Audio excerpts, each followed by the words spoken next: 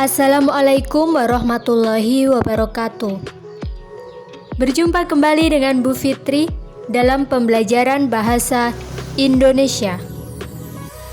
Hari ini kita akan belajar menyimpulkan gagasan dan pesan dalam teks pidato.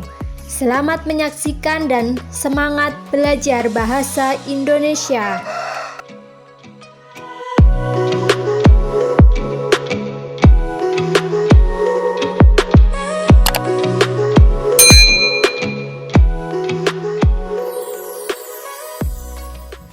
Anak-anakku sekalian, sebelum kita memasuki materi yang baru, masih ingatkah kalian dengan materi sebelumnya yang pernah kita pelajari?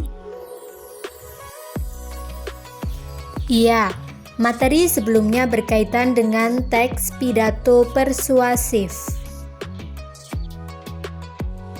Mari kita mengulas kembali materi yang sebelumnya ya. Pidato merupakan kegiatan berbicara untuk menyampaikan suatu hal di depan umum. Hal yang disampaikan pembicara bisa berupa pendapat, gagasan, informasi, atau pesan-pesan tertentu. Terdapat beberapa jenis atau nama lain dari pidato, yang mana tergantung pada tujuannya. Nah, adapun jenis pidato yang kita pelajari saat ini, yakni pidato persuasif bertujuan untuk membujuk secara halus atau mengajak pembaca dengan menyampaikan pendapat, gagasan, dan alasan yang jelas, masuk akal, dan dapat dipertanggungjawabkan kebenarannya. Pesan yang kita sampaikan berupa ajakan atau bujukan untuk melakukan sesuatu. Anak-anak sudah paham kan pengertian dari pidato persuasif? Baik, pada pertemuan kali ini Ibu akan menyampaikan materi kaitannya pada KD 4.3. Perlu anak-anakku ketahui, KD 4.3 berbunyi menyimpulkan gagasan, pandangan, arahan, atau pesan dalam pidato yang dibaca dan atau didengar. Ada 3 tujuan pembelajaran yang harus kita capai bersama. Setelah mempelajari materi kita hari ini, Ananda diharapkan mampu untuk pertama, mengetahui kalimat, gagasan, dan pesan yang terdapat dalam teks pidato persuasif, kemudian mendeskripsikan isi pidato melalui langkah-langkah menyimpulkan isi pidato, dan yang ketiga, memahami isi pidato persuasif. Isi di sini maksudnya kaitannya dengan gagasan dan pesan dalam pidato. Nah, lalu apa yang dimaksud dengan gagasan dan pesan dalam teks pidato persuasif? Nah, ini adalah pengertian dari gagasan dan pesan berdasarkan KBBI atau Kamus Besar Bahasa Indonesia. Gagasan adalah hasil pemikiran atau sebuah ide, sedangkan pesan merupakan amanat yang disampaikan lewat orang lain. Kaitannya dengan kegiatan berpidato, pesan atau amanat disampaikan oleh pemidato atau orang yang menyampaikan pidato kepada audiensi atau pendengar. Jadi pada intinya setiap pidato yang disampaikan memiliki pesan yang dapat kita simpulkan. Adapun langkah-langkah menyimpulkan isi teks pidato persuasif, isi di sini gagasan atau pesan dalam pidato persuasif ada 4 tahap. Yang pertama, mendengarkan atau menyimak atau membaca teks pidato. Kemudian setelah membaca, anak-anak tentukan topiknya, apa yang dibicarakan. Selanjutnya mencatat butir-butir penting dalam pidato tersebut. Yang terakhir menyimpulkan pesan atau gagasan yang disampaikan. Hal-hal yang perlu diperhatikan dalam menyimpulkan gagasan, pandangan, atau pesan dalam pidato. Yang pertama, sebuah simpulan harus memuat seluruh butir penting dalam pidato, kemudian tidak menyimpang dari isi pidato. Dan ini yang paling penting anak-anak. Sebuah simpulan tidak sama dengan ringkasan. Bukan ringkasan pidato, tetapi penafsiran pendengar terhadap hal yang disampaikan. Nah, langkah-langkah menyimpulkan yang tadi sudah Ibu sampaikan dan hal-hal yang perlu diperhatikan ini dapat kita terapkan ketika kita mengerjakan soal simpulan pesan atau simpulan isi teks pidato. Sekarang anak-anak dapat memperhatikan contoh penerapan teori yang tadi Ibu sampaikan pada soal berikut ini.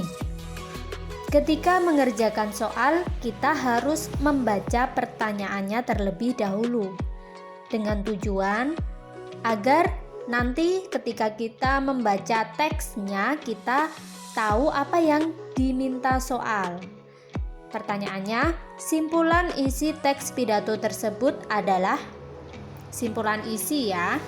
Ingat teori tadi, yang pertama kita harus membaca. Kemudian menentukan topik, mencatat atau menandai poin penting, dan yang terakhir menyimpulkan. Keempat langkah itu kita terapkan. Kita baca dulu ya anak. Rekan-rekan muda yang hebat, kemajuan teknologi informasi tidak bisa dijadikan alasan bagi seorang pelajar untuk melupakan sejarah. Karena dengan belajar sejarah selain bisa menambah wawasan, juga bisa meningkatkan rasa nasionalisme di kalangan pelajar. Dengan begitu, mereka tidak akan mudah diadu domba oleh oknum yang tidak bertanggung jawab dan ingin memecah belah persatuan. Mengingat begitu pentingnya sejarah perjuangan bangsa, maka kita, para pelajar Indonesia, sudah sepantasnya memahami sejarah perjuangan bangsa dengan penuh kesadaran, bukan karena paksaan. Setelah membaca teks tersebut, kita menjadi tahu bahwa topik yang ada dalam bacaan tersebut adalah pentingnya belajar sejarah. Poin penting yang sudah Ibu tandai, Ibu cetak berwarna merah. Poin pentingnya belajar sejarah itu memiliki manfaat, diantaranya menambah wawasan, meningkatkan rasa nasionalisme di kalangan pelajar, dan pelajar tidak mudah diadu domba. Nah, setelah kita paham isinya ya nak, kita simpulkan. Ingat, simpulan itu berbeda dengan ringkasan. Simpulan adalah apa yang kita tangkap. Setelah kita membaca, kita jadi tahu apa. Nah, kita jadi tahu, kita jadi paham setelah membaca bahwa belajar sejarah itu penting karena memiliki manfaat. Oke, kita seleksi pilihan jawabannya. Kita lihat pilihan jawaban A. Belajar sejarah seharusnya dilaksanakan pelajar dengan penuh kesadaran.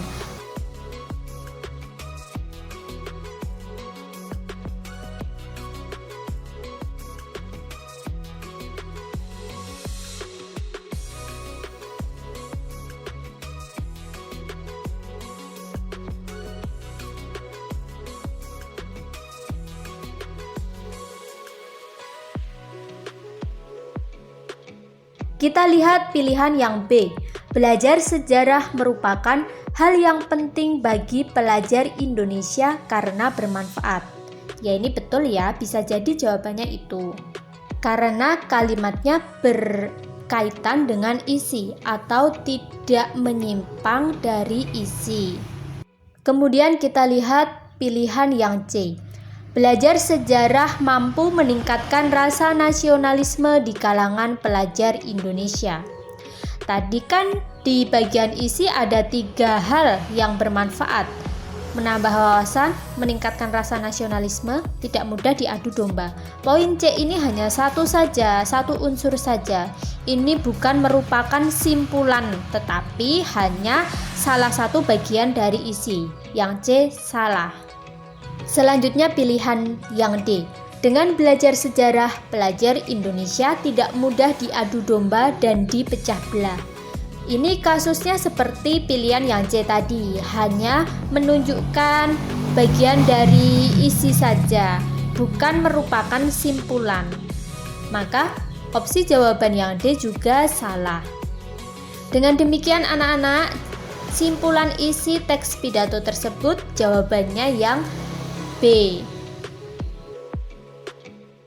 Anak-anakku sekalian, perlu Ananda ketahui bahwasannya pada materi simpulan yang sering muncul dalam penerapan soal adalah simpulan isi atau simpulan pesan. Baik simpulan isi ataupun simpulan pesan, cara mengerjakannya sama. Terapkan teori yang sudah kita pelajari tadi. Pada intinya, simpulan tidak sama dengan ringkasan. Simpulan berbeda dengan ringkasan teks. Simpulan adalah pendapat akhir pembaca setelah membaca teks. Dengan kata lain, setelah kita membaca teks, kita mendapatkan apa? Itulah yang dinamakan simpulan. Demikian yang dapat Ibu sampaikan, semoga bermanfaat. Terima kasih atas perhatian Ananda semuanya. Sampai jumpa pada kesempatan berikutnya. Wassalamualaikum warahmatullahi wabarakatuh.